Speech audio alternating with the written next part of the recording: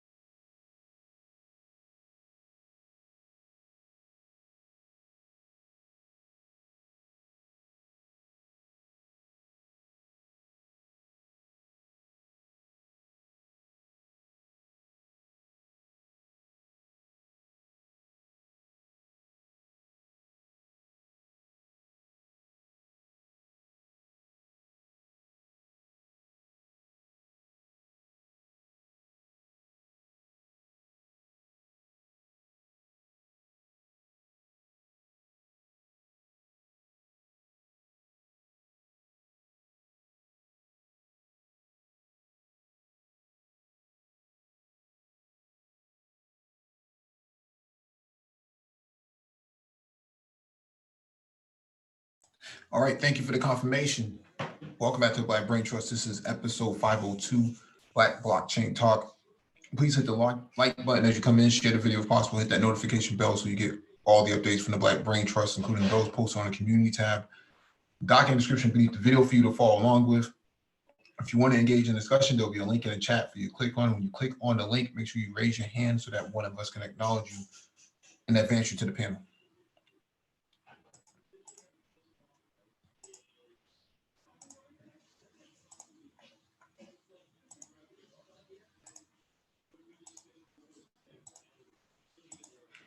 All right, let me give a shout out to the people in the chat who showed up first.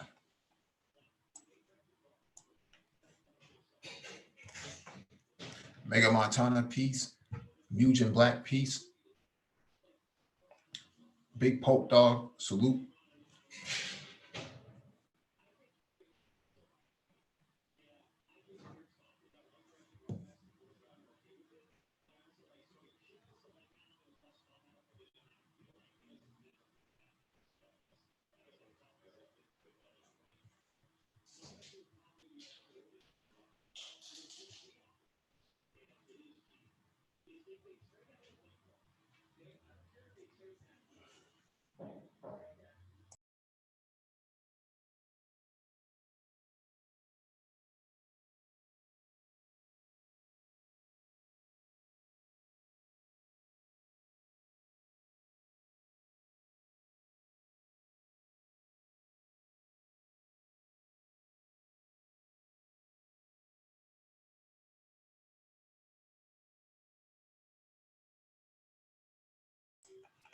All right, let me start with the first item on the docket from techexplore.com. Voting on the blockchain. Explain this out. The blockchain concept on which cryptocurrencies work might be extrapolated to many other areas of life, such as voting systems where its incontrovertible chain of decisions and evidence could ensure validity in a political or other election. Writing in the International Journal of Web and Grid Services, a team from Lodz University of Technology in Lodz, Poland, explained how it was the cryptocurrency Bitcoin introduced by an individual or a group under the pseudonym Satoshi Nakamoto in 2008 that revealed the blockchain concept. The blockchain concept was invented to be used to give value to a cryptocurrency, but its description shows that it might be used in other areas equally as well. A blockchain is essentially an open and distributed ledger, a growing list of records, blocks that are linked sequentially and encrypted. Each block contains a cryptographic hash of the previous block, a timestamp, and a transaction data. The nature of a blockchain means that previous entries cannot be modified without all users seeing the modification, which makes it tamper-proof. Aneta Miranda, Michael Pollock, and Jacob Guzer of the Institute of Information Technology at LUT explained the current electronic voting systems have their pros and cons. However, a common problem with all of their approaches used so far is that they suffer from inadequate transparency and auditability. There are four main approaches to electronic voting: dedicated voting machines, voting with optical scanning voting machines, voting with electronic ballot printers, and voting through the internet. Each has its benefits, each has drawbacks. Moreover, the field is very fragmented by diverse technology and solutions to each of those main four methods. This, the team suggests, is where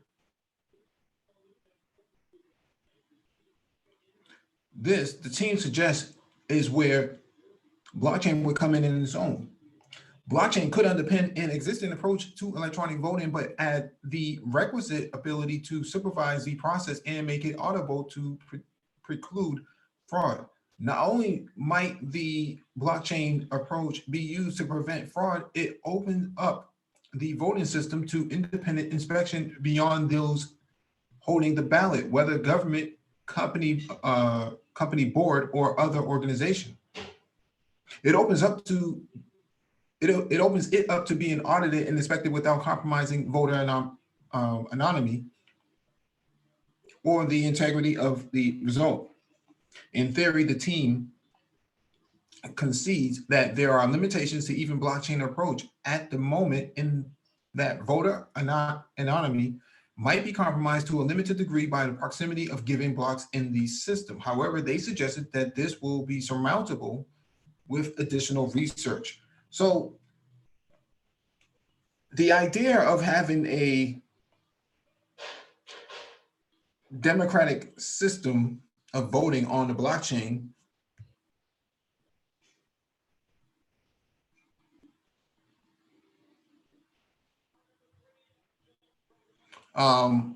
it's actually it's always been a use case at the onset of blockchain itself. And so the thing about blockchain is that no one really knows what the scalability is beyond cryptocurrencies, right? When it comes to voting, you have a country like the United States that has 300 million people in it. We don't know if 300 million transactions can be logged in at a single time. Okay. We don't even know if 1 million can be logged in at a single time. We don't know. No one's ever put it to that sort of a test. And so you have other system components such as microservices and cloud infrastructure and so on and so forth, network connectivity, what kind of method you would use to actually log the vote in, okay? Whether you use some kind of ID card or biometrics and so on and so forth. No one has really put that to the test. Why am I not sharing my screen? Sorry about this.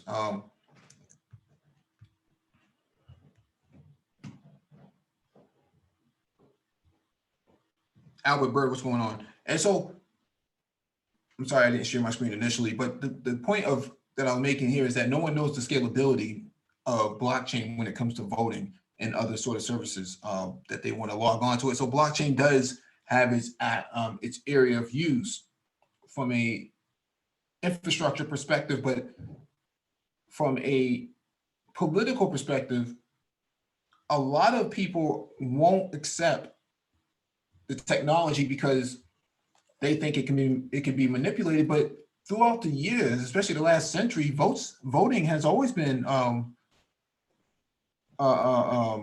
compromised by outside forces or even internal forces. But see, nobody wants to change because people want to have control.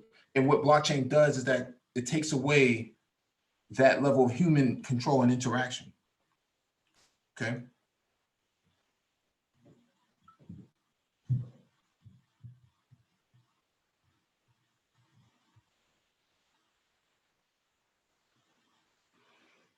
All right. So does voting on the blockchain actually work? I think it can. If we put the right systems of controls in place and governance, it can work. It could actually work.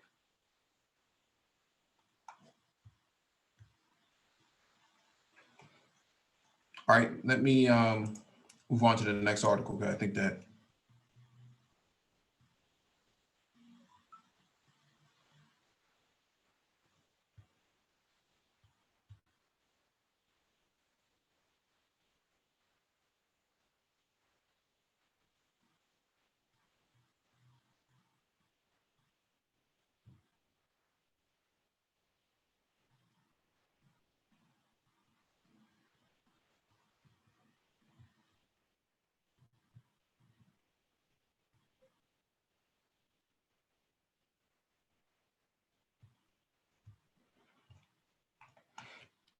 all right.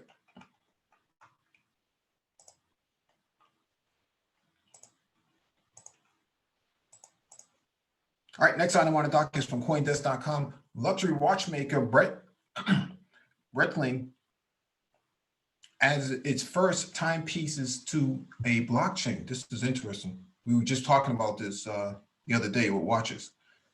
The company has released the watch, black and white panda face in all, to a new generation, and it's doing something a bit different this time. Instead of offering a certificate of authenticity, the company is registering each watch on a private blockchain that will follow its provenance from owner to owner.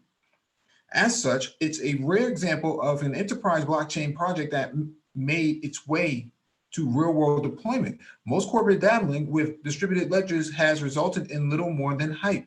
The Breitling Top Time Limited Edition will be the brand's first watch offered with a blockchain-based digital passport, which confirms the authenticity and ownership of the watch with a single click, the company said in a press release. Breitling is using a blockchain from valuables registrar, RNA, a French company whose aim is to build perpetual relationships between brands and owners. The solution ties the watch's warranty to the watch itself and not to any paper trail, allowing owners to have their pieces serviced by authorized dealers based on the watch's digital signature. The RNA blockchain combines permission and permissionless elements through its use of a consensus mechanism it's calling proof of authority.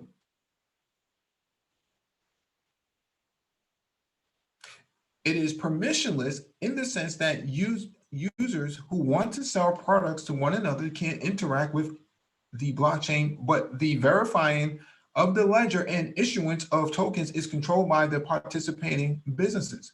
Breitling, founded in 1884, is being a good sport about the project, saying the system allows users to engage with the brand anonymously and take part in a new online services ranging from advanced clienteling to a revolutionary care program. The watch nerd will note that the top time has a linear scale on its bezel instead of a tachymeter.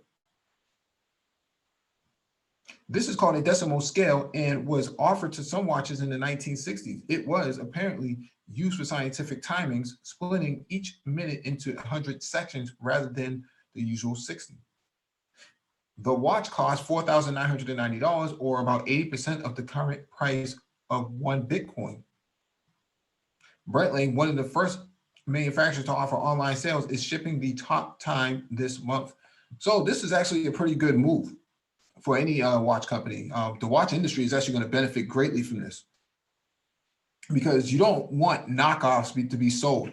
This is going to put an end to a lot of the knockoffs because you can pull up an app on your phone, you can verify the authenticity of the watch just by the serial number itself. You can't really fake the funk with that. And so what's happening here is you start putting these watches on the blockchain. This is going to increase their value on them.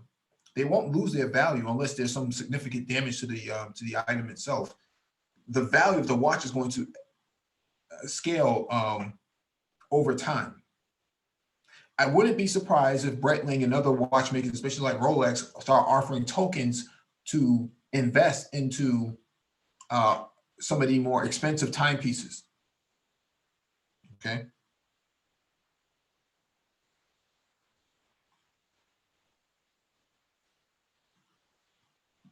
So you start having tokenization and fractionalization of ownership of some of these watches.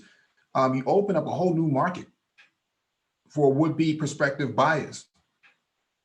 Okay. Maybe even offer tokens, Breitling tokens, to owners who already have a set number of watches that they own from Breitling. There's a whole lot that you can do with this application and the watches itself.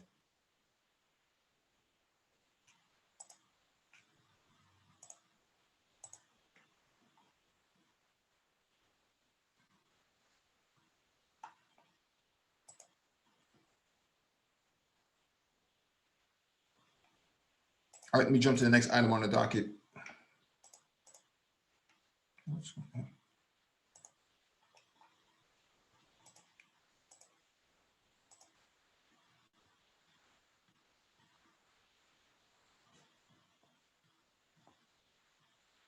All right, this one is from freightwaves.com.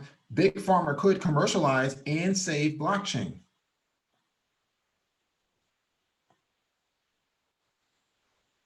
For a few years, thought leaders across the global economy have invested hopes that blockchain, the record-keeping technology behind Bitcoin, could bring transparency across the $8 trillion logistics industry and supply chain. Deloitte tweeted in 2017, and that 10% of the global gross domestic product would be built on top of blockchain.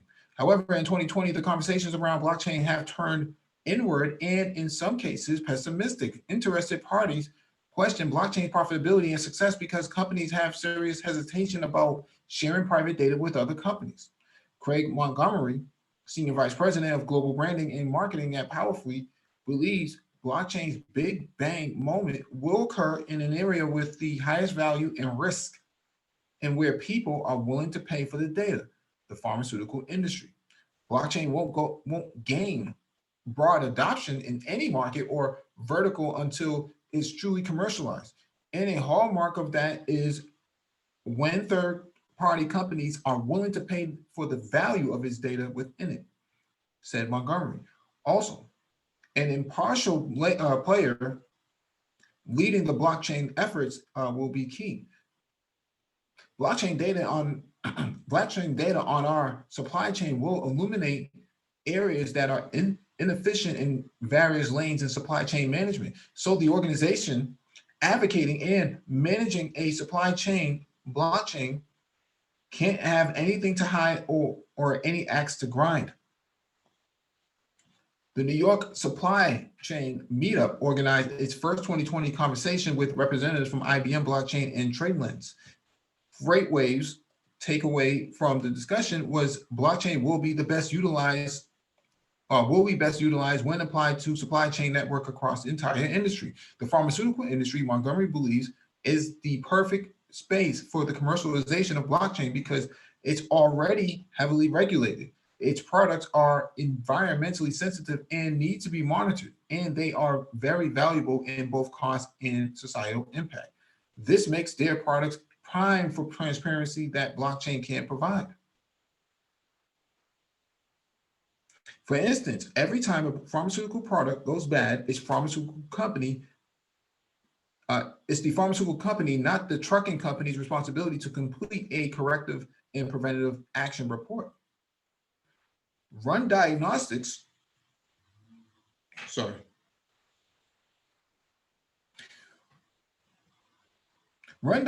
understand the cause of the issue and write a report to ensure the same scenario will be avoided. Using blockchain, a company like Bristol Myers Squibb, for example, would have access to robust supply chain data, location, hauler, ambient, and product level temperatures within the trailer or container.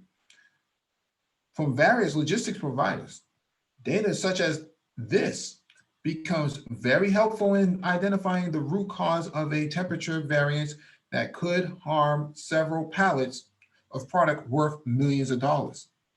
Projecting $1.3 million in global sales for 2020, the pharmaceutical industry can afford an end-to-end technological investment. Of those sales, 28% goes towards cold chain cargo or environmentally sensitive products, products that cause the industry to lose $35 billion each year due to temperature deviations. This amount of waste is too expensive and the time consuming for industry for an industry whose priority is human health and survival.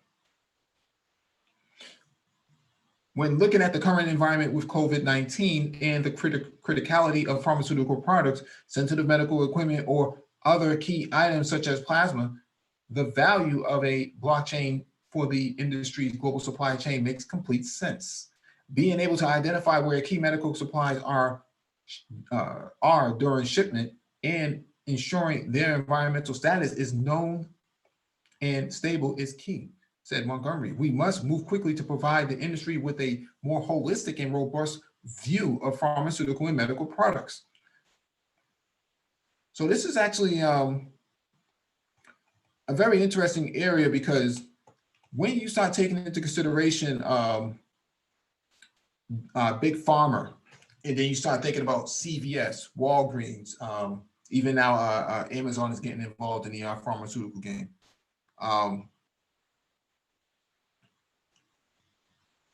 Advil, Procter & Gamble, there's a whole massive industry, like the article is saying, $1.3 trillion industry that does not have proper digital infrastructure in place to manage end-to-end issues from end to end. There's no end-to-end solution outside of blockchain, and blockchain is here already. So distributed ledger technology is a necessity going forward. You can't go forward and grab all this data without some kind of distributed ledger technology. You're going to have to use something, whether it's Hyperledger, whether it's VeChain or something. You need something that's going to actually manage all of these things from end to end. Okay.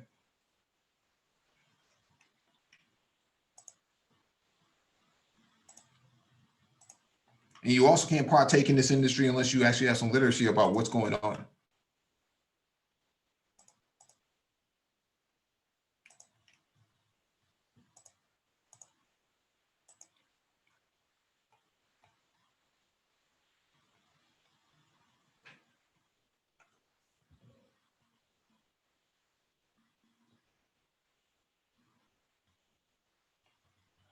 All right. Next item on the docket is from CoinDesk. Toyota reveals blockchain lab exploring auto industry applications. This should be interesting. Toyota Motor Company and Toyota Financial Services Corporation revealed a previously launched cross-group virtual organization known as Toyota Blockchain Lab on March 16th, announcing the group had been operational since April 2019. Alongside 4 other Toyota Group subsidiaries, the group is hoping to better understand the applications of blockchain within the auto industry. Blockchain is expected to be a fundamental technology that supports connecting people and businesses more openly in a manner that provides safety and security. Toyota stated in the press release. Toyota will be exploring further possible uses for blockchain technology in a few areas, including supply chain management and mobility, to create future value by accumulating technical knowledge and promoting solutions for applications in business, declaring that the timing was necessary. The move forms part of the continual venture into blockchain tech, aiming to position itself as a leader in mobility by creating a platform that is deeply embedded with the Internet of Things, or IoT technologies and software, while increasing security along particular supply chains. With features such as highly tamper-resistant and fault-resistant blockchain technology can realize secure data sharing between various parties by improving the reliability of the information, the company said. So this is a very strong move, because I don't hear any other auto manufacturers even doing something like this. Okay, big things are happening when it comes to blockchain, and we've talked about this many times before, but a blockchain lab means that they didn't create a lab for nothing. That means that something big is going to come out of this. Okay.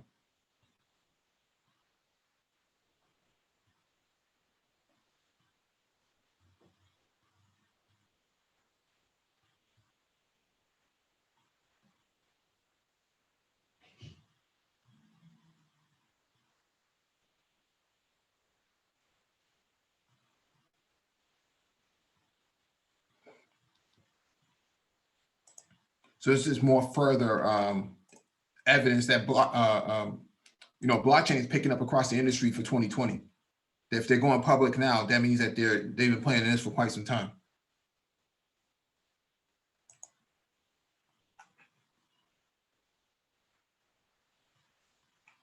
All right, let me go to the next item on the docket.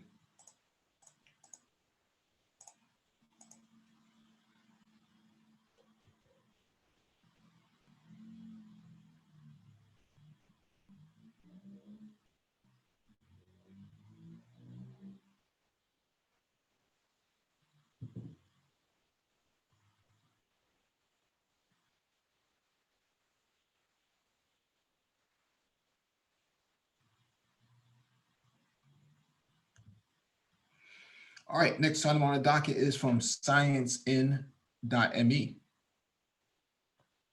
Expand this out. Blockchain technology and airport security, market analysis. So let's kind of read over this. This report studies the blockchain technology and airport security market with many aspects of the industry, like the market size, market status, market trends, and forecasts. The report also provides brief information of the competitors and the specific growth opportunities with the key market drivers. Find the complete blockchain technology and airport security analysis segmented by companies, region, type, and applications in the report. This report focuses on the global top players covered. I won't repeat those companies. Blockchain and technology and airport security market in its database, which provides an expert and in-depth analysis of key business trends and future market development.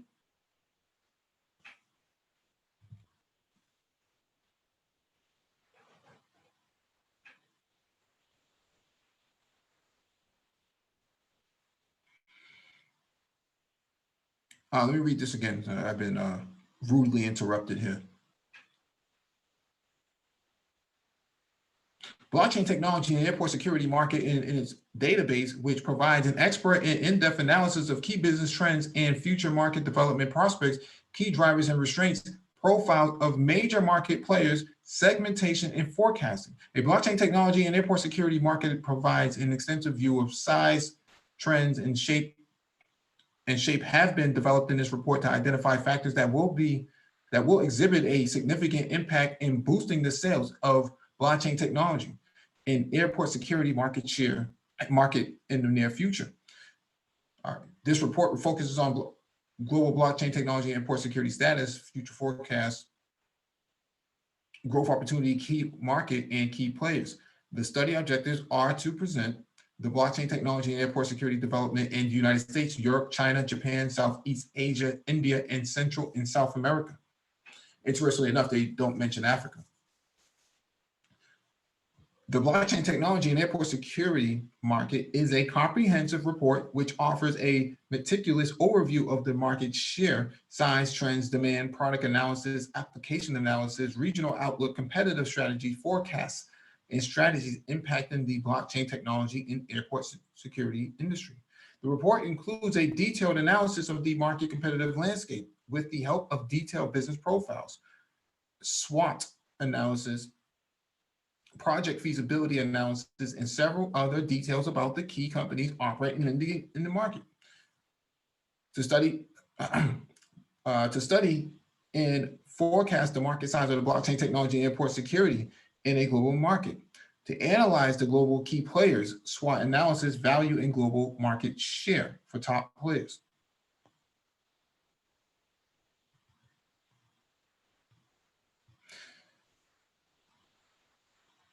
The blockchain technology and airport security market research report completely covers the vital statistics of the capacity and production, value, cost, profit, supply, demand, import, export, further divided by company and country and by application type for the best possible updated.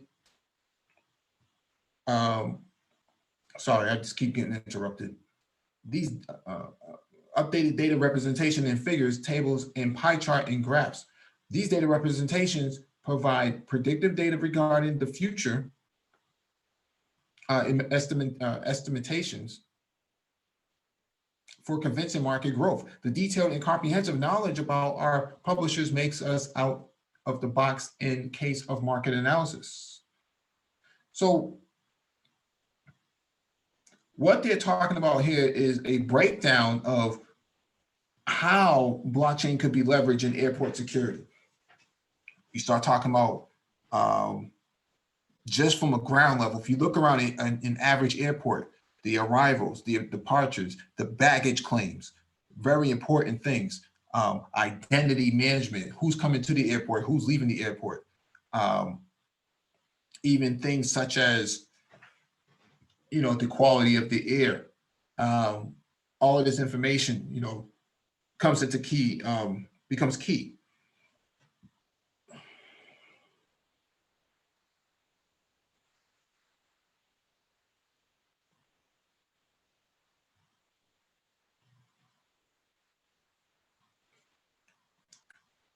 So blockchain and security, infrastructure security, infrastructure development is going to be very key.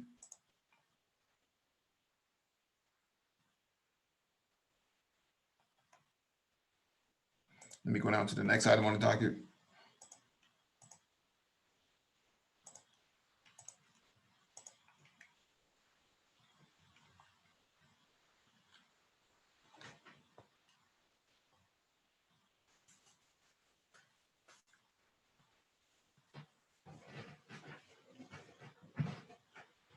All right, next item on the docket is from governing.com. Never even heard of this before. Blockchain could help hospitals stay stocked and staffed. Companies that specialize in moving goods from one place to another are starting to see starting to use the technology that powers cryptocurrency to streamline their work. And they say it could help hospitals stay stocked and staffed during pandemics like one caused by COVID-19. Blockchain technology, as it's called, is already being adopted in the movement of goods from producers to suppliers to stores and to consumers. The technology is a form of distributed ledger which stores encrypted information accessible to users. It can be public, as with cryptocurrencies, or permissioned, where information is visible only to network members that want to see it. Data kept on a blockchain, which is stored and verified by users across the network, can't be changed or destroyed.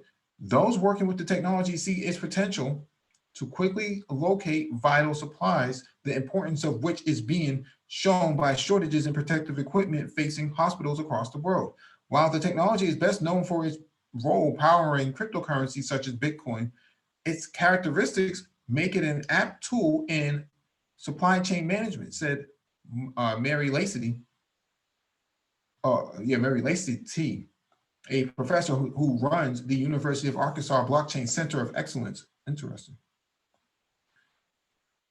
In addition to moving goods and services, supply chain move information about those goods, which is where blockchain comes in. Lacey told CQ Roll Call in an interview. In traditional logistics systems, every link in the chain records and stores its own information on a separate system, meaning everyone has his or her own version of the truth, she said. Each time a good moves along that chain, information needs to be reconciled. Sometimes data gets left behind or corrupted along the way. Blockchain gives users one system, creating a receipt that everybody agrees to, she said. This has the added benefit of reducing costs by eliminating the need to reconcile data along the way while shortening settlement times and speeding payments. It could provide cybersecurity and mean greater transparency for consumers about where their goods come from, she said.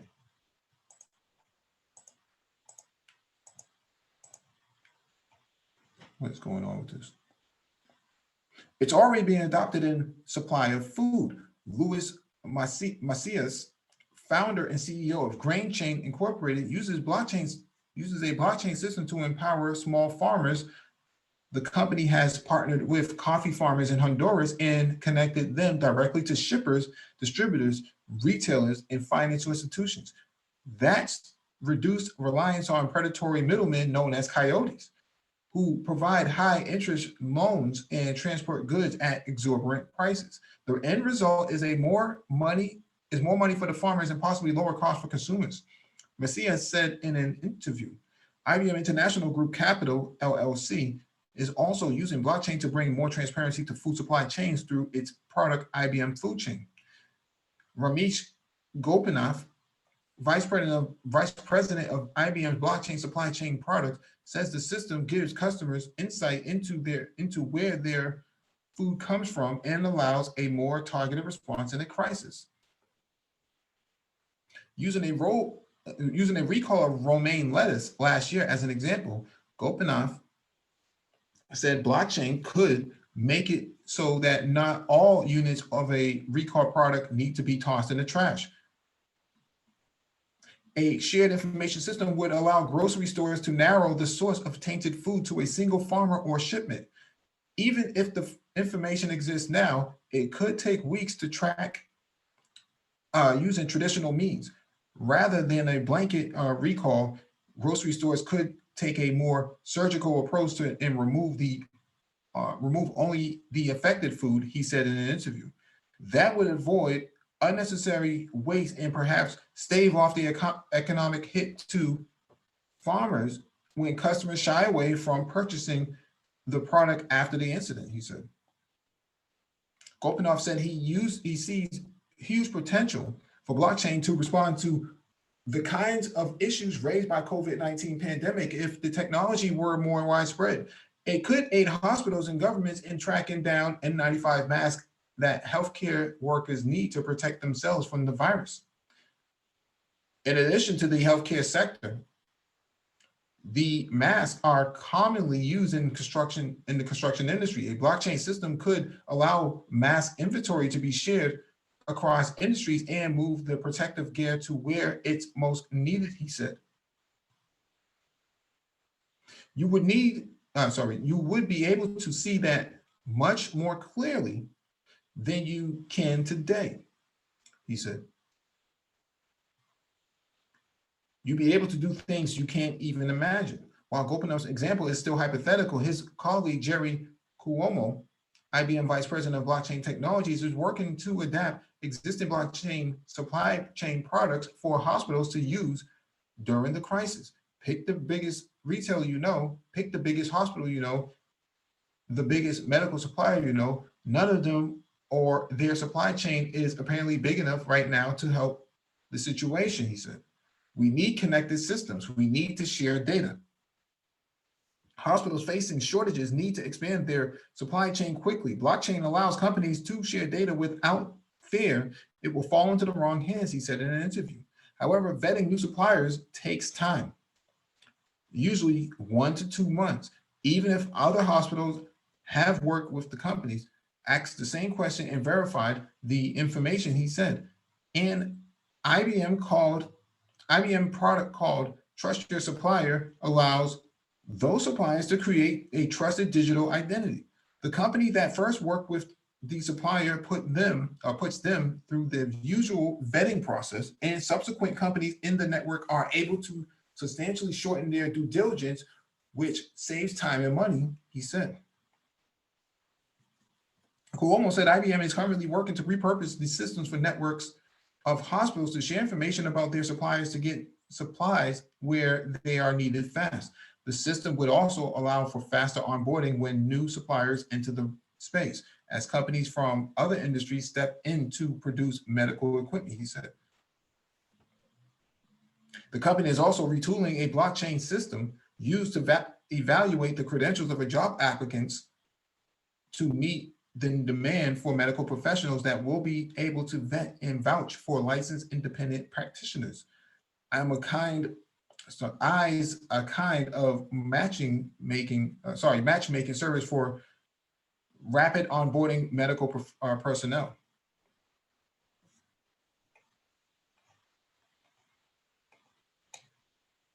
I don't know why this is doing this.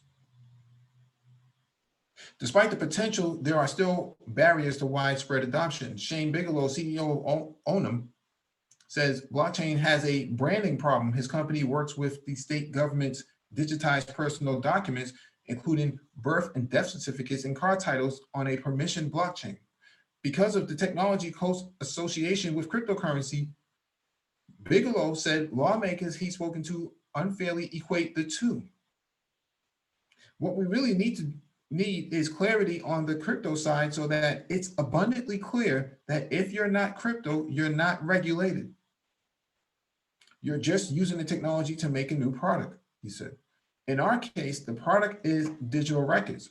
How we do it is less consequence than how it works. Licity, says for now, she doesn't see regulations as a problem. Until blockchain supply chains incorporate payments, they'll actually face fewer regulations than typical financial technology products. The biggest challenge is figuring out the human side of the system. Hammering out governance models and business models is the hardest part, she said.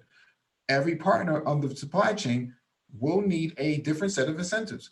Walmart Incorporated, for example, will have a different value proposition than the farmer.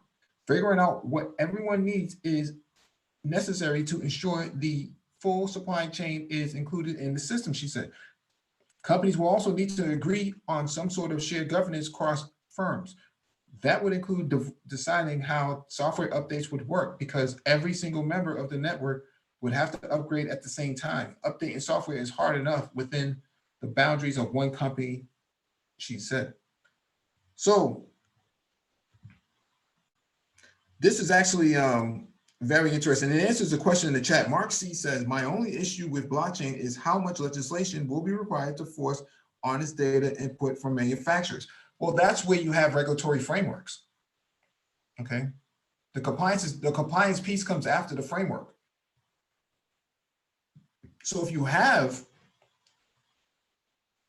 non-cryptocurrency based distributed ledgers technologies enacted with the proper frameworks, the compliance piece is going to come later.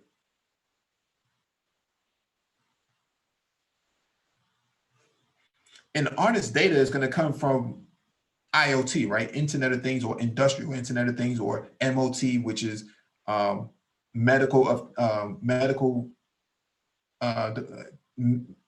items of things. So Internet medical items of things, MOT.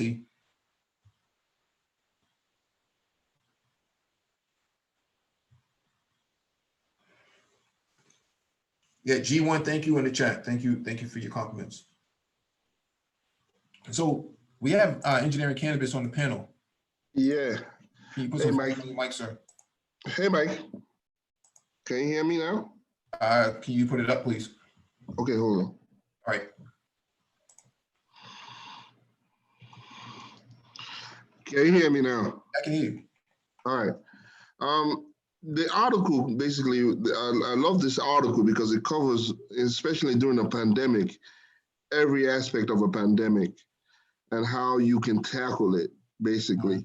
Yep. And in terms of, for instance, in terms of a pandemic, we saw critical resources like the hospital, like the airports.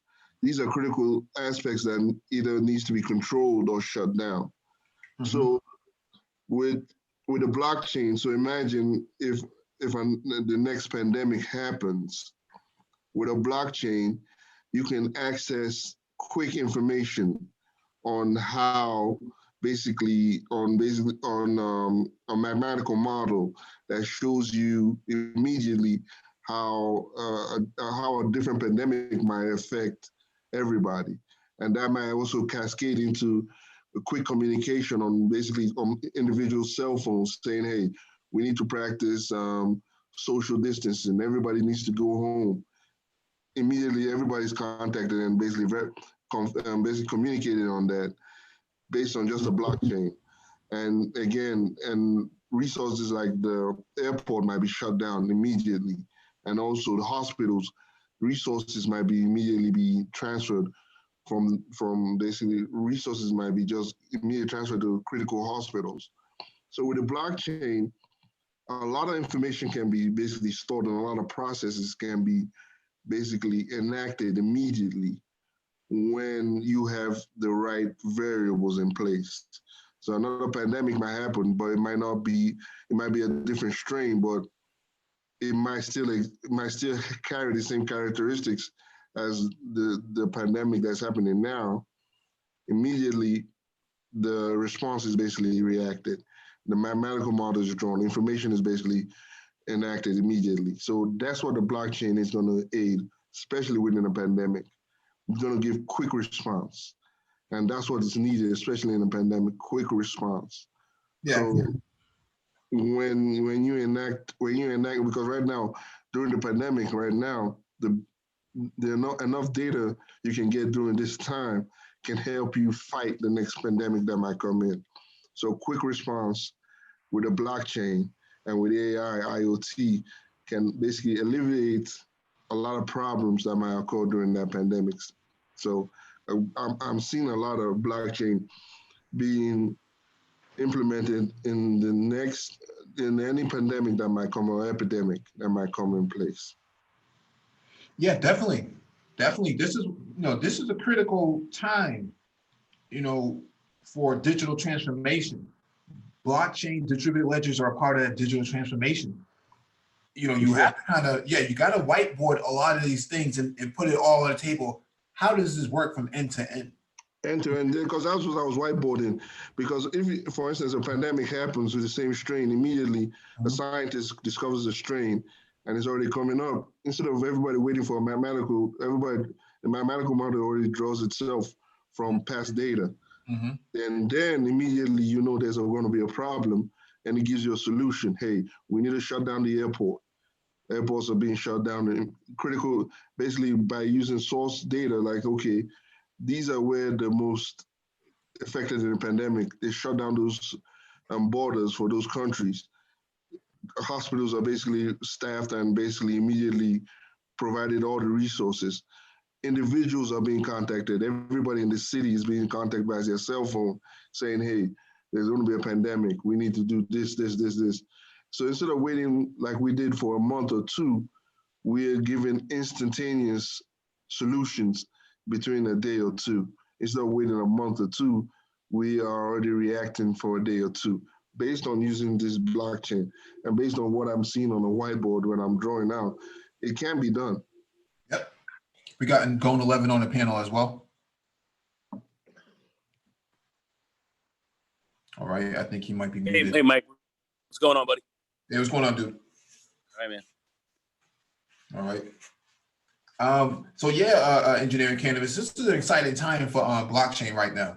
Very exciting time because this pandemic has proven that the lack of digital infrastructure has completely decimated all institutions of governance, institutions of medicine, institutions of rapid response and emergency response management, airports, all logistics, supply chain logistics. We're seeing all the necessary areas where you can use DLT or blockchain.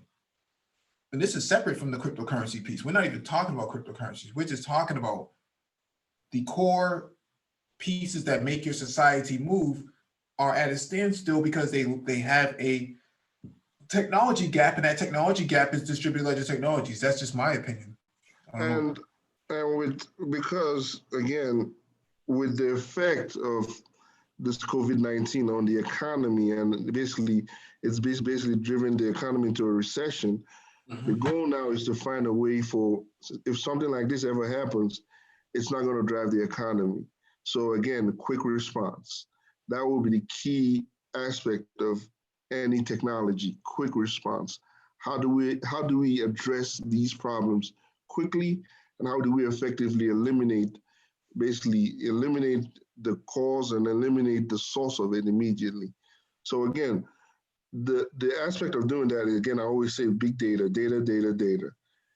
drives it. So right now during this COVID-19, there's a lot of data being collected.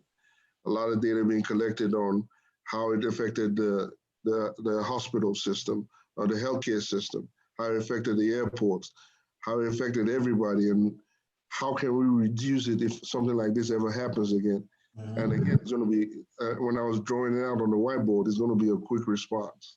And the only way you're going to do it is basically having it an active structure, an active digital structure in place, where if something like this ever happens, or a trace of something like this ever occurs, immediately it's being activated, and every system is basically connected to it. So immediately, if something like a strain comes in again, immediately everything is activated, from the hospital response time to, again, the airports being shut down, to critical infrastructures, basically targeting critical infrastructures.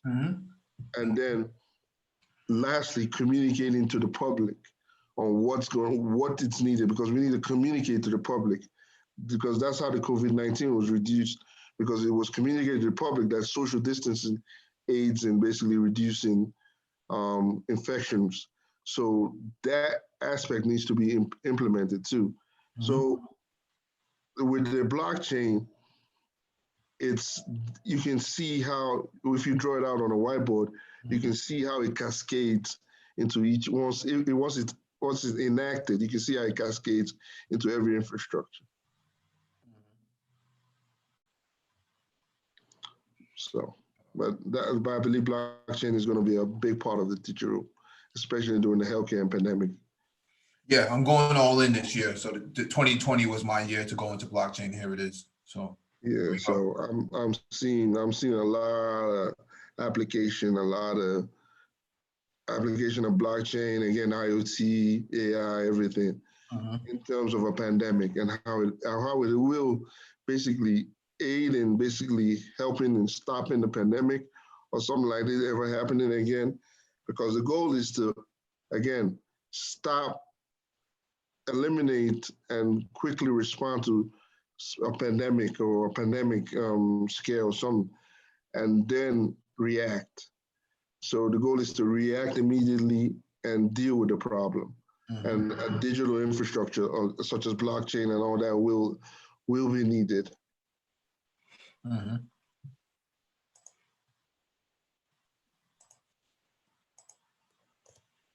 right, let me move on to the last item on the docket, which is what tonight's topic was about: immutable infrastructure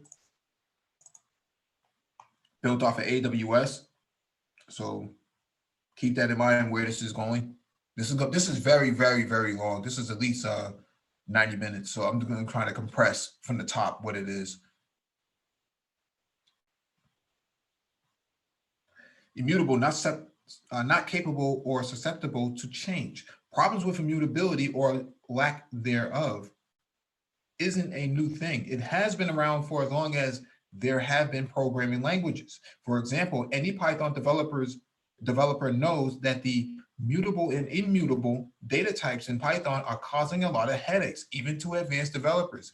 Consider this example. So this is an example of Python code written.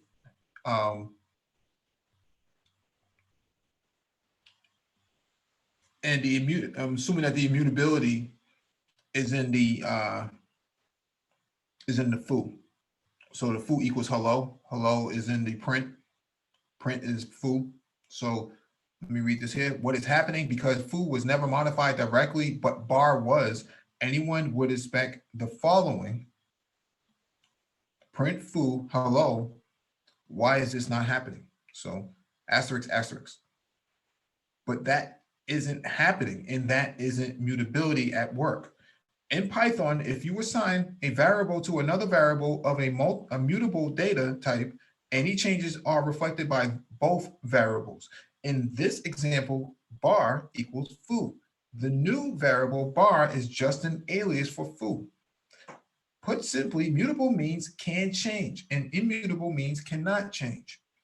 So this is the crux of blockchain, right? Immutability, right? That's the selling point of blockchain, is immutability, cannot change. Languages such as Rust, Erlang, Scala, Haskell, and Clojure offer immutable data structures and single assignment variables with the premise that immutability leads to better code, simpler to understand and easier to maintain. That's all beautiful, Adrian, but what does it have to do with software architectures? Headaches, and no one likes headaches. The immutable infrastructure paradigm comes from the same ideas behind immutability in programming languages. Your architecture doesn't change once deployed, and it saves you from headaches. Let's dive into it. Once upon a time, oh, once upon in uptime, interesting. Not so long ago, it was common for folks to brag about uptime. This is true. You always talk about how many days your server has been on without being rebooted. The problem, though, is that long periods of uptime are often indicates potential lethal problems because critical updates, either software or hardware, often require rebooting. Let me ask you this simple question. Which of the below makes you more anxious? Number one, rebooting a server that's been up for 16 years, or number two, rebooting a server that's just been built. What's your take on that, Engineer Cannabis?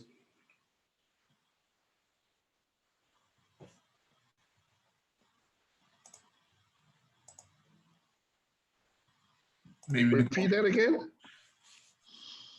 What makes you more anxious? Number one, rebooting a server that's been up for 16 years, or number two, rebooting a server that's just been built. Putting a server that's been up for 16 years, man. Oh yeah. Yeah, if I do that and I lose a lot of information, damn, no, whoa, yeah. And that's why it hasn't been rebooted in 16 years. Yeah, there's a reason it's not being rebooted for 16 years. No, I won't do that. But a server that's just been built, it's not being used that much. So, hey, for 16 years, I won't do that. That's right, me too. Just writing it gives me anxiety. But why? I have no idea what has changed in the 16 years since its initial boot up. How many undocumented hotfixes were done? Why was it never rebooted? Are there some hidden or magic dependencies? To me, that's terrifying. Old servers can become time bombs. We start with a hotfix on the Friday night before the weekend. We say, just a quick edit to the config file to save the weekend. We promise we promise I will document and automate the fix first thing Monday morning, but we never do. One hot fix after the other, and we end up with a dangerous drifting time bomb ready to blow up our production environment. Traditional infrastructures. In a traditional IT infrastructure, servers are typically updated and modified in place. SSHing into servers and installing, updating, or upgrading packages, tweaking and optimizing configuration files. All these were and often still are standard practices. Less common practice, though, is to document all of these changes. These practices make servers mutable. They change after they are created. Besides giving you headaches, mutations also lead to configuration drifts, which happens when active configurations diverge from the initially approved and deployed configuration. One of the main challenges with configuration drifts is that they make it hard to just replace or debug things, making recovery from issues difficult. Configuration drifts, however, often were and still are a consequence of low automation and manual processes. Back then, deployment tools were generally expensive and not as available as they are today. They required deep expertise, and thus automation wasn't a priority.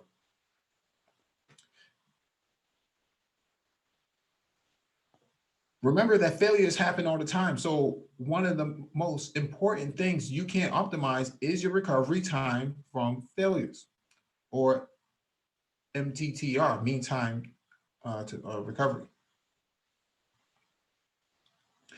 Moreover, if your tests and validations occur in an environment in which configurations don't match those of your production environment, well, it's useless.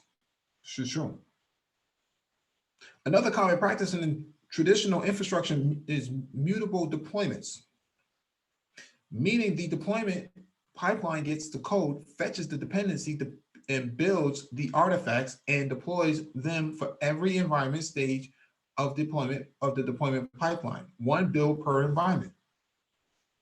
What you test and validate isn't what you deploy. Correct. I've seen places where the deploying to production meant first launching any instance, fetching the code from GitHub, building it, and replacing the artifacts in place, and finally rebooting the server. One step was missing, though, pray. I'm sure you all either smile, you all are this is written wrong. You all are either smiling or horrified by the idea, but think about the following. How many of your applications fetch dependencies from the internet during the build process or worse at runtime? How about pip install -r requirements.txt, npm install docker build? What guarantees do you have that the dependencies you are installing don't change between deployments?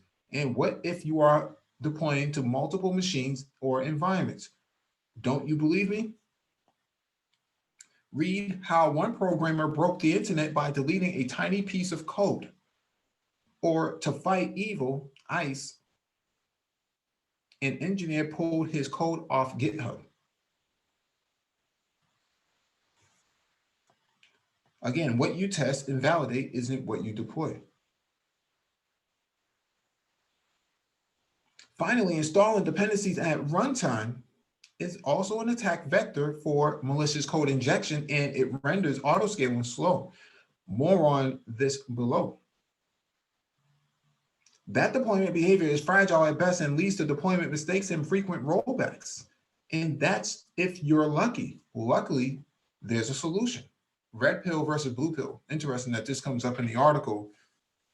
In the time and the environment of the manosphere that is going through a red pill, blue pill moment.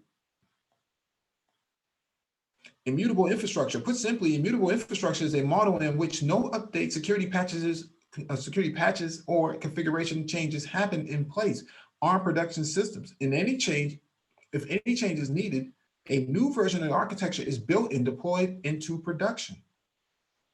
The most common implementation of the immutable infrastructure paradigm is the immutable server. It means that if a server needs an update or a fix, new servers are deployed instead of updating the ones already used. So instead of logging in via SSH into the server and updating the software version, every change in the application starts with the software push to the code repository, ergo git push. Since changes aren't allowed in immutable infrastructure, you can be sure about the state of the deployed system. Deploying applications in immutable infrastructure should use the canary deployment pattern. Canary deployment is a technique used to reduce the risk of failure when new versions of applications enter production by creating a new environment within the latest version of the software. You then gradually roll out change to a small subset of users, slowly making it available to everybody if no deployment errors are detected. Immutable infrastructures are more consistent, reliable, and predictable, and they simplify many aspects of software deployment, development, and operations by preventing common issues related to mutability. The term immutable infrastructure was coined by Chad Fowler in his blog post, Trash Your Servers and Burn Your Code, Immutable Infrastructure and Disposable Components, published in 2013. Since then, the idea has rightly so gained popularity and followers, especially as systems have become more complex and distributed. Some of the benefits include reduction in configuration drifts. Number 2, simplified deployments. Number 3, reliable atomic deployments. Deployments either complete successfully or nothing changes. It renders the deployment process more reliable and trustworthy with no in-between states. Plus, it's easier to comprehend. Safer deployments with fast rollback and recovery process. Number 4, deployments using canary patterns are safer because the previous working version isn't changed.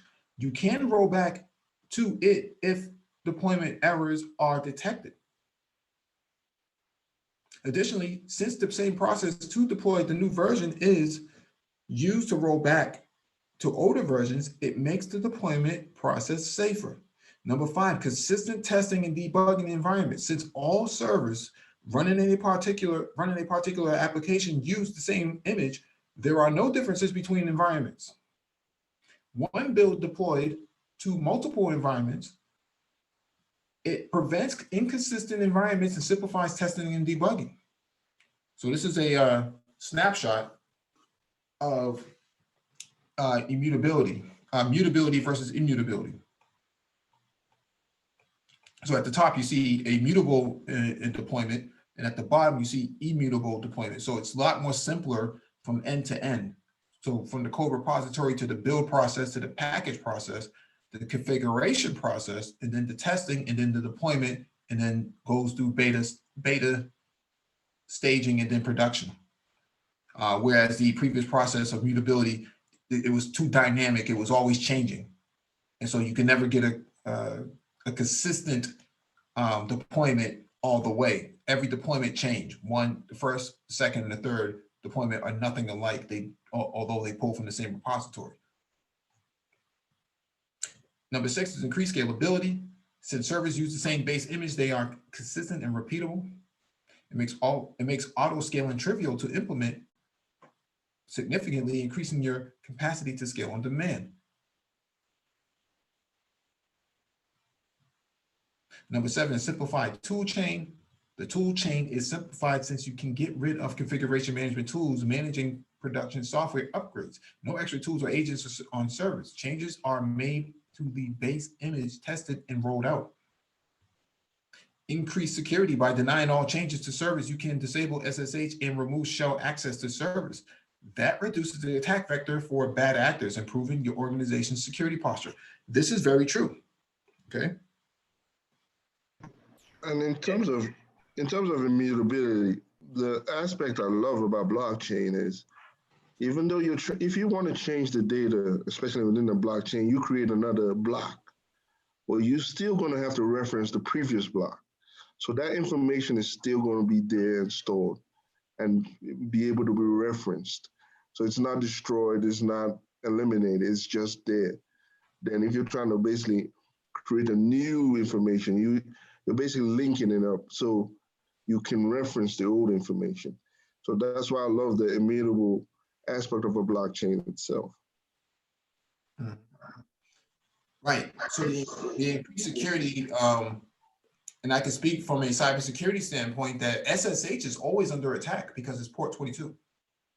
And so what's happening here is bad guys are constantly scanning for port 22, port scans, and they will look for a vulnerability in that, an opportunity to get into your infrastructure through SSH. And if they can, and especially in a mutable deployment, you're screwed, because once the bad guys get in, they're in. They don't really need multiple opportunities. They just need one good opportunity, and once they're in, they're in. The bad guys only need to get it right once. You got to get it right every single time in security. So let me finish reading this part. This is a very long article and very much worthy of a different live stream. Again, we could probably revisit it on Saturday. The immutable server. Let's take a look at an essential aspect of immutable infrastructure. The immutable server, an immutable server or golden image is a standardized template for your application server. Typically, the golden image starts from a base image from which you remove unnecessary packages, harden it, and apply security patches. Often, it also includes agents for monitoring and tools for shipping logs out of the instance, and does security audits and performance analysis. This is great. So your base image is set up from a provisioning standpoint, goes through the cleaning, which means getting rid of all of the the unwanted packages that have been deployed from the image, and then goes to hardening, installs the applications. Hardening is the term for security. So basically you're locking everything down, and then goes into installing applications, installing agents and tools, and then freezing it.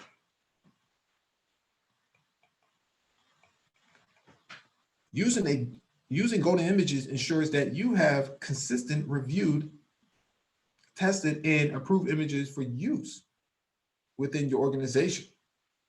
As you identify potential new vulnerabilities in the software, you can update the golden image with the appropriate security patches, testing the image and deploying the newly created golden image to your environment. So you would do a vulnerability assessment, okay? If you have something like Qualys or Rapid7 or some other tool, you could actually continuously do vulnerability risk assessments against the that part of the build and deployment, and you would know if there's any CVEs that match in that area, or what are the potential vulnerabilities within that deployment, which actually helps because we want to make sure we open up the proper change tickets and that we know before it even hits production that this is what is our risk appetite. Do we want to deploy this with these vulnerabilities, or do we want to wait and patch these things first? So vulnerability risk assessments are very important.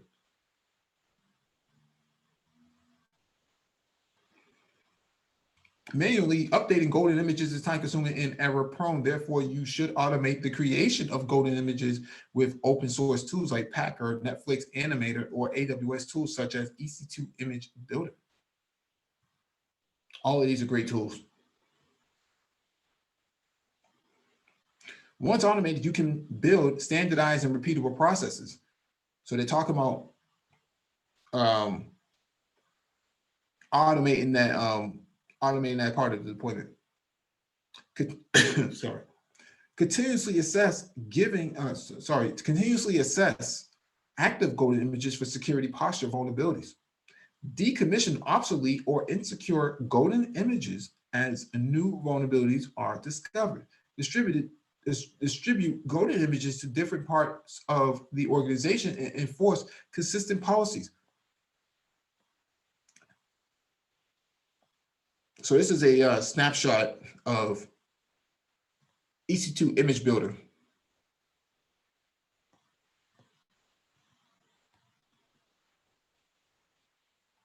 I don't know what's going on here.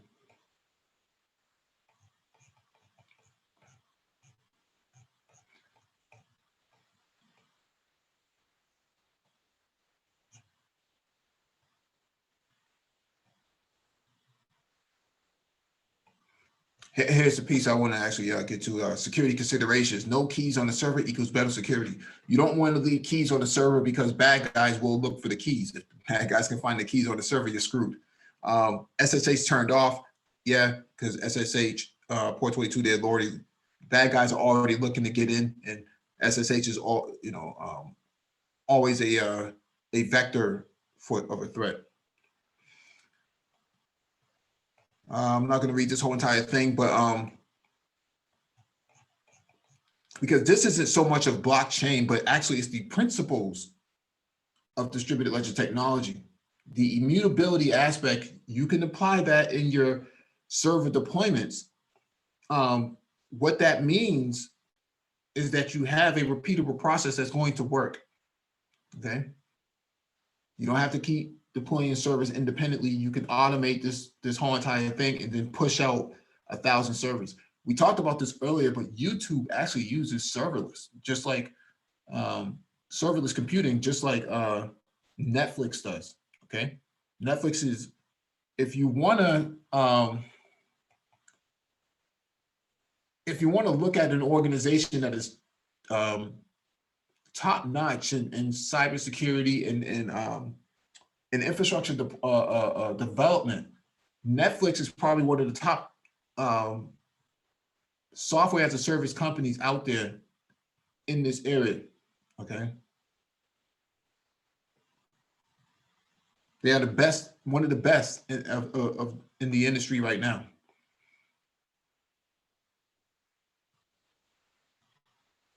A change means the server is compromised and it should either be quarantined, stopped, or terminated immediately. Yeah. But see, in cybersecurity, we would have a dashboard looking at all of this. We would determine whether or not the server is having an issue, or if there's unauthorized authentication attempts, or login attempts, and so on and so forth. We're monitoring all this type of stuff. At least we should be. If you're a diligent organization, you should be looking at this type of stuff. That is DevSecOps at its best. Detect, do, and replace. Yeah. Find, destroy, and start over again.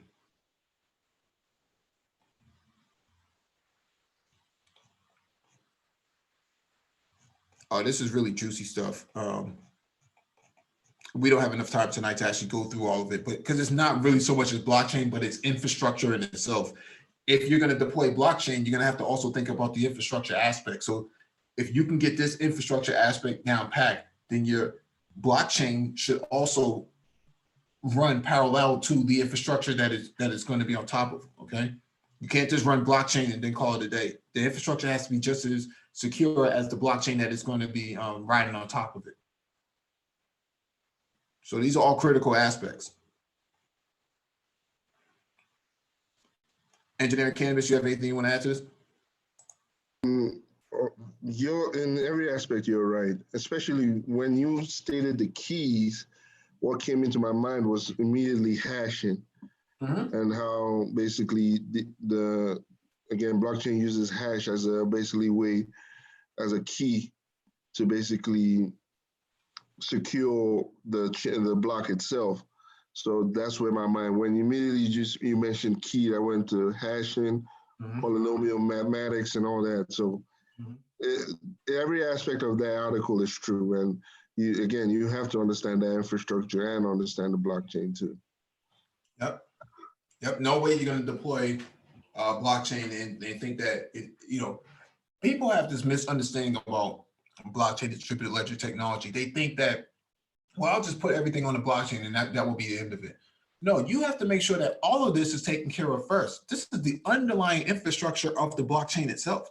The blockchain is one piece of digital infrastructure, but then the foundational area that is going to ride on top of is going to be that EC2 instance, or that AWS instance, that Lambda, so on and so forth, serverless computing, microservices, containerization, cloud computing. All of these things matter. All that infrastructure has to be secure before you can even talk about putting the blockchain on top of it.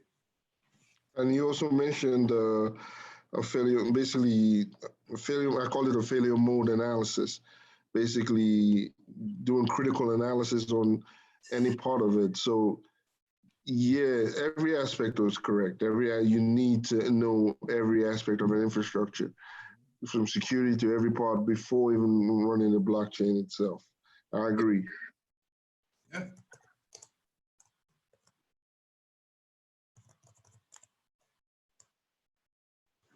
Yeah, so that's all I really have for tonight. I wanted to just go over that because I think that it's really, really important to understand the underlying infrastructure beyond the blockchain itself. Everything else has to be tight. And you can't just expect that, well, I'm just going to throw blockchain out there and then we'll just put things on it. No, there's a lot of scientific, or I shouldn't say scientific, but technical detail that goes into building our infrastructure so that you can build your applications on it, including that of the blockchain itself. The blockchain is one piece of infrastructure that's parallel to the infrastructure that is going to ride on top of. If the underlying infrastructure itself is not secure and founded in its foundation, then it's not going to, putting your blockchain on top of it just makes it even more worse. Because a good auditor, a cybersecurity auditor, is going to come by and look at this, is going to say, this is crap, this is crap, this is crap, and it's going to fail. It's going to fail the audit. Okay, it sounds cool to tell your boss that, yeah, we're going to put everything on the blockchain, but what happens when somebody like myself or somebody like Gabe A or Black Torch come down there and looks at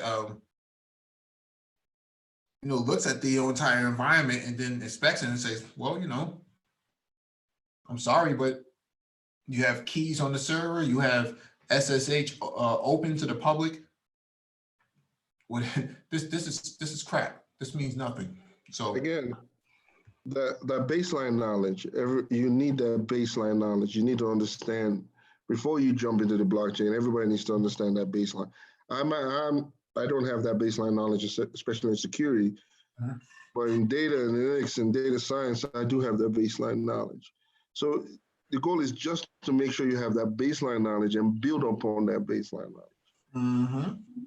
You don't just jump into a blockchain and thinking, okay, I'm utilizing it, because when you don't have that baseline knowledge, that basic understanding of infrastructure, of building a database, of doing just the basic, then you build up on it to the blockchain.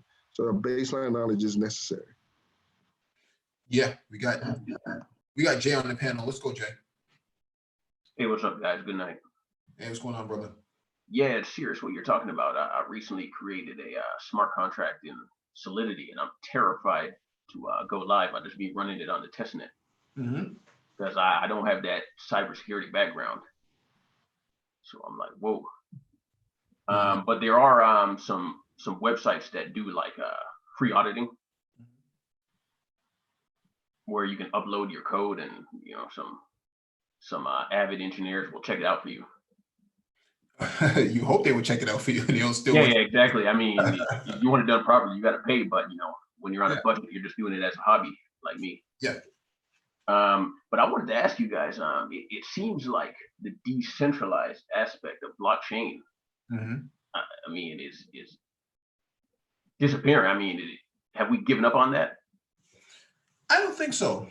I think the problem is, in order to have proper governance, you have to have more oversight. Okay. So the decentralization is there from a technological standpoint, but from a governance standpoint, the only way for people to trust each other if there's more participants involved in this, and that we have a baseline that we're going by, right? If I were to do business with Jay, and he's a multinational corporation, he's on 3 different continents or 4 different continents, and he has different sort of laws that locally, European Union he has to deal with, the ASEAN, Southeast Asia, he has to deal with the US regulatory frameworks. Although you're decentralized, you still have to be in accordance of the governance of these sort of regulatory systems that are there in each and every location. So can we really be decentralized in that area is the question. And my answer to that is, technologically you can be decentralized because you're using this sort of infrastructure, but what happens when you have to go into the legal aspect of it? Not so decentralized then. Especially with if you're doing the healthcare, especially the HIPAA law. Yeah. How do you do? Yeah, not just HIPAA, but you have other regulatory frameworks in Europe. Laws in healthcare and all that. So yeah. Yeah, I just see like all the practical applications that I see and that you've been discussing tonight. I mean, it's all centralized as far as I can see. It's centralized to an extent, right? It's centralized where it needs to be, but decentralized in areas where I don't have any involvement in the development, or at least from a DevOps perspective, what Jay does with his infrastructure on his side. I just have to make sure that we're both compliant, right? So that we're both on the same page with each other. But your smart contract should actually denote that. But that's where artificial intelligence comes in and then does the work for us, right? We pull in an AI model, and the AI ops is going to go out there and do all that verification checks on different things as they change, because things change. Like the article is pointing out, you have mutable infrastructure versus immutable. I'm assuming now that if Jay and I and Engineering Candidates are doing business with 3 multinational companies, things are fluid, things are mutable, so they're going to change. And in that aspect, yeah, you're going to have some form of central governance so that everybody can be on the same page. But the decentralization aspect it's all the technology, right? I don't own your technology. You don't own my technology. We kind of do what we do on this side. You doing what you do on your side, and so does engineering cannabis. So it's decentralized in that aspect, if that answers your question, and I think it works for me. Well, I'll share my application with you if you guys don't mind. Are you going to share your screen? Oh no, I'm just going to describe it. Okay. I actually don't have my testnet on this laptop, but I could do that on some episodes to see what you guys think. But basically, it's like an open source, like community organization. So my idea was to kind of like channel the resources of the Jamaican diaspora, so that Jamaicans in UK, Canada here would be able to channel their money to any causes they deem fit, and it would be completely like transparent, completely democratic, and you would vote on the administrators of the funds. So you would sign the contract, and you'd become a member by depositing a certain amount of crypto into the contract's address. And that would give you voting privileges on how the money is spent and who has access to the money. But my issue is that I would love for it to be decentralized, where, completely democratic, but it's not possible because most people won't be able to understand the technology. Well, that's what you basically it'd just be me or whoever the technical people are running the whole thing. Well, that's right. Then why not just go get use a bank account? Oh, that's where you simplify it from an application standpoint, right? So the end user, the application that they interface with has to be dumbed down, or it needs to be elderly friendly, right? Kids will always pick up the technology, but the elderly, can they actually pick it up and learn it? How long is it going to take for them to learn it, right?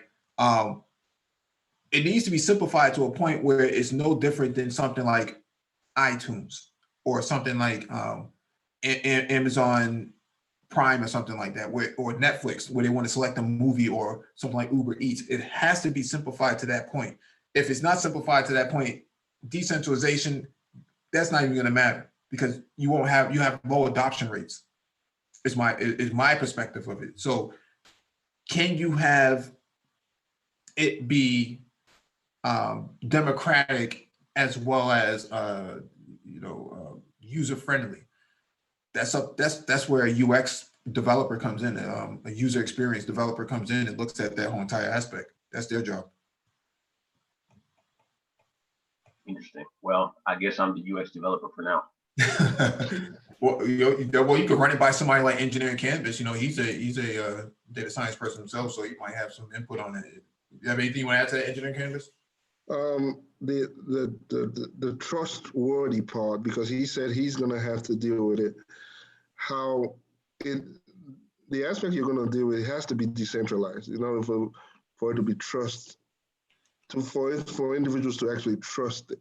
And if you're the only one in control of it, I'm not going to trust that. And not that I don't trust you, it's just that I won't trust it.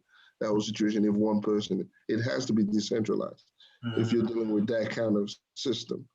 Well, so the trust, I think, would come in is that all transactions are on the blockchain. They're completely transparent. Transparency. Okay, now the question is transparency part. How are you going to display that transparency in terms of how? It'll be on the blockchain. It'll be open for everyone to see. Again, the access. How is it going to be accessible? Well, yeah, it'll be a smart contract, so all transactions will be completely public, the way I have it written now. Okay, that's fine. All right. And so where are any gaps that you're running into? One is my own technical knowledge, because I'm actually not a coder. Yeah. So I'm very concerned about the security, because especially Solidity, there's been a lot of attacks. Yeah. Like the famous cases where they can you can interact with a contract, and you can run a loop and like deposit all of the amount of the crypto in that contract into your wallet, things like that, before the contract updates. Mhm. Yeah, so stuff like that, like I don't know like all the nuances of the language, so I'm doing the best I can. I'm just trying to get a shell and then try and send it to somebody else more knowledgeable. So what platform are you running on? Python, C Sharp? I'm using Solidity. Yeah, Solidity is what? Java, right? Yeah, it's Java Yeah. based. Yeah. Okay. Yeah, 'Cause so I know I can run Solidity on Python too. and I'm using the web IDE, so that's another problem. Yep. I tried to run Geth, but I couldn't keep up with the blockchain. Mm. So yeah, I think I need a faster computer. So I just been using a web-based IDE, which I heard is not the best if you eventually plan to go live. Yeah, it's usually good for like training and stuff like that, but it's never used for production. Yeah. I run Solidity and Viper and all that on Python. I don't run it on Java. I think Java for me it's kind of difficult, but with Python it's easier to write Hyperledger blockchain code. Mm-hmm. So I prefer Python, but Java, nah. What version of Solidity are you on, Jay? Let's see here. Or when did you start this? I started this in December. Okay. All right. So let's see here. I know there was an update to Solidity in December itself, so I was trying to figure out. Let me look this up.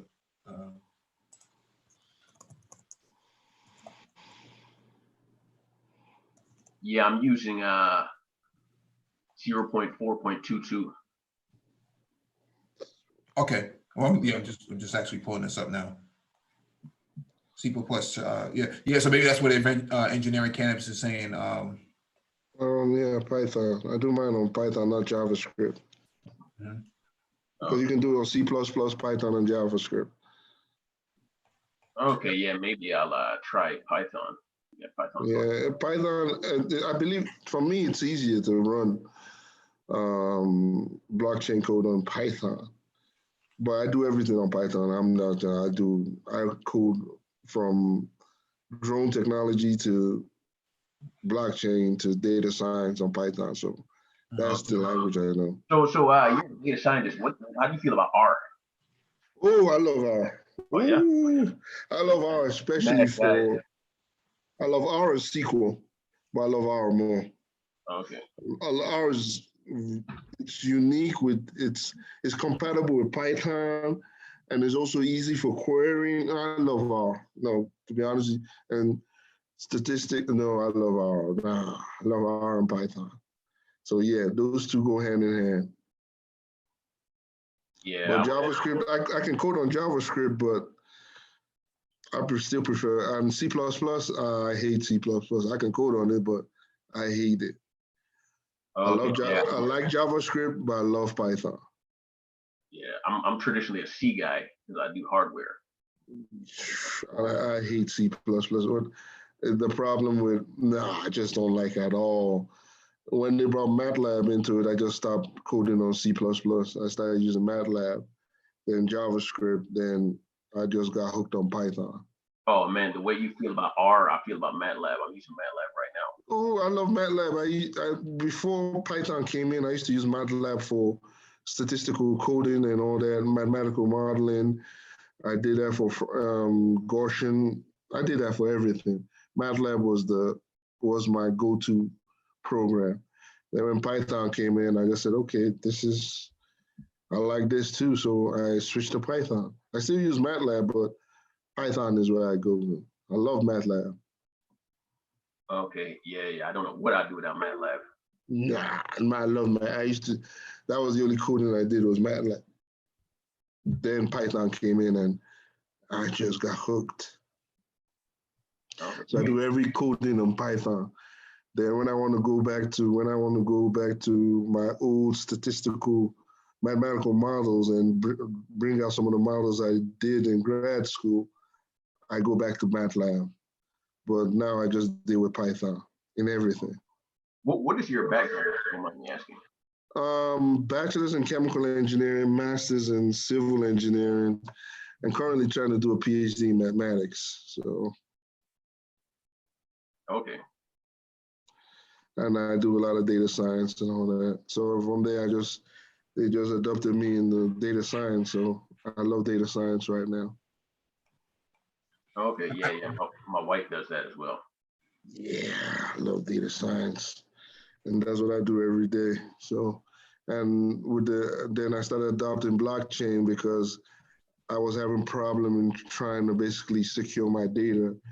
Then I was looking at this channel just talked about blockchain, and I started learning about blockchain and seeing how I can install that aspect into the data science aspect I was doing. So that was what basically drove me into blockchain. Yeah, Black Torch in the chat says it sounds like a digital susu. True, it does sound like a susu. No, exactly. That's exactly what it is. You like in Jamaica, we have what we call partner. Yeah. Yeah, I'm sure Barbadians do it too. Yeah. So it's pretty much that, but just completely open source. Now, do you have like an ETA on when you think you want to have this done? Maybe in the next year and a half, because I'm also in school right now, in grad school. Okay. So I only am able to work on it when classes have the season. Okay. Yeah, because I think what it sounds like is that your biggest, like you said, your biggest concern is the auditing of the code. You could use man, what's the name of that product?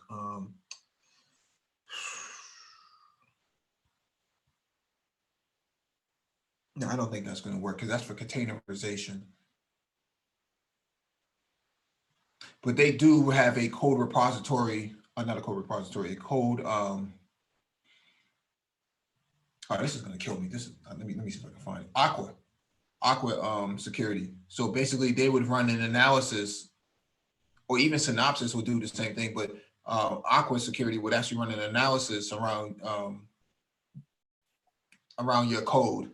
You just upload it, and they'll run the analysis on it, and it'll give you a feedback on what you uploaded. What's the other Black Duck software too? But I think Black Duck was acquired by Synopsys, so it'll be eventually the same thing. But they do have these free tools out there. I think it's like you can use it for one time, and they'll do the analysis for you. So, do you have a GitHub account? Yes. And so you've have you been able to lock down the code so that no one has any prying eyes on it? I mean, I don't really care if anybody sees the code. Like, I'll share the code with anybody. Oh, so you want this to be open source? Yeah, I want it to be completely open. So, like, if you fund this contract, you know what the code is, you know all the members, or at least their addresses. You know who controls the access to the money in the Ethereum in the account, all that stuff. Now, is it limited to just the cryptocurrencies, or can a person actually put their fiat currency into it to get a digital currency output? How does that work? Yeah, I was thinking about like incorporating like the US dollar ERC20 tokens. Like that might make it a little bit more mainstream if you put in your USDC. And a buddy of mine also mentioned like commoditizing like certain things, like dry goods and things like that will be backed by some ERC20 token. Okay. That we could create independently. All right. No, it makes sense. No, that makes complete sense. But I guess it would be extra work to create a client app that allows the users to actually interact with it. But you also have to keep in mind that there's a lot of people who don't have a smartphone platform and cannot have access to a full laptop or desktop, right? So how are you going to cater to the dumb phone community, so to speak, right? the Nokia candy bar phones. People still use those, right? Yeah. Well, it would be mainly like tailored to people in the outside of Jamaica right now. So I think for the most part they should have modern smartphones, and computers. You would think that, but you know, do they have to be a Jamaican resident or citizen, or how does that work? Yeah, I prefer it that way. It's kind of like the Ethiopian Diaspora Fund. Have you guys seen that? Yeah. Yeah, something like that. But the problem is a Jamaican that lives in the United States may not have citizenship back home, right? So you only have U.S. citizenship or Canadian citizenship.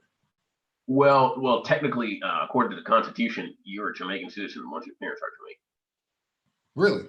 Yeah, for the moment, you can go just pick up your passport. You pay $50 at the embassy. You get that. Okay. You can prove it. Okay. So, but that's a good point. Like verifying that might be difficult. So maybe it's just an honor system. You say you're Jamaican, or maybe you love the cause and you want to fund a contract or something. Yeah, absolutely. Because a lot of people left. Some of your best and brightest, what we considered Black people in America would be, your Jamaicans and your Nigerians, and they may not have citizenship, but they do. They just have a U.S. passport or U.S. citizenship. And how do they prove that? Some places don't allow you to have dual citizenship, like India. So it's just one of those things that, that should be taken into consideration, that if you're going to need as much adoption to get more trust out of it, because it needs to spread, right? You need more to increase the adoption rate. And so that's why I said whenever I design things, I always make sure I look for the one, does it pass the senior test that, the 65 and older can they adopt it? And number two, broad adoptability, right? Where is my limitation going to be at? What happens if a person loses their smartphone and their digital wallet is on there for the SUSU or whatever it is? Can a person pick up a smartphone and have text-based, SMS-based interaction with the system?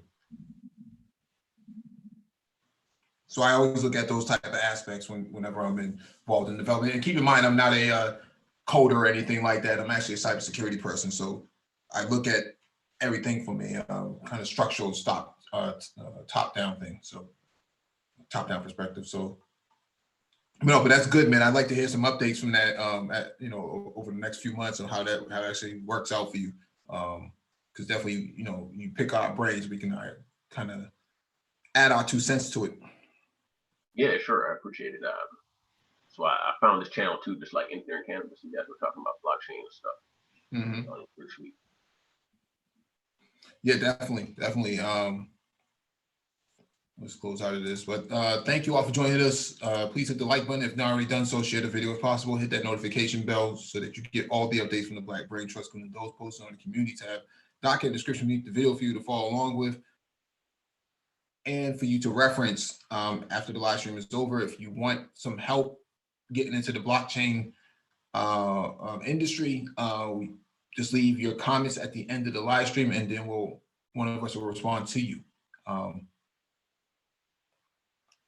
And leave that email there for you to respond to. So, shalom, everyone.